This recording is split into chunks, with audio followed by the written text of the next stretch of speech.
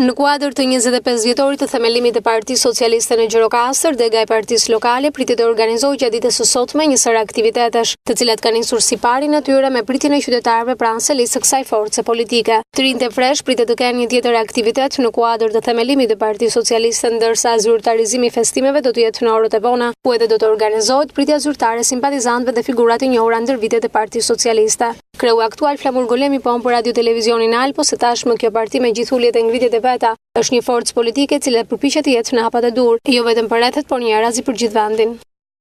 Në festimet e 25 vjetorit të Partisë Socialiste, në një ditë të paruar për gjithë brezat e socialistëve dhe jo vetëm.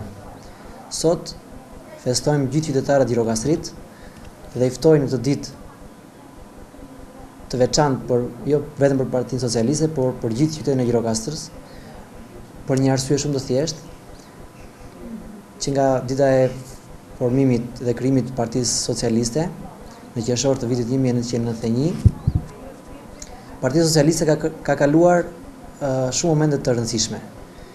Ka kaluar qoftë edhe momente të rënjes, të vështira, të mbijetesës së saj, por gjithmonë ka ditur që të dalë fituese. Mendoj që ne socialistët duhet të jemi krenar që në këto 25 vjet kemi ditur dhe kemi arritur për të qenë fitues në shumicën e garave elektorale.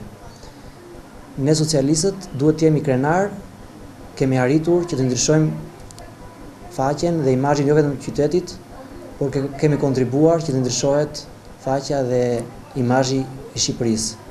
Do vazhdojmë sërish në këtë rrugë.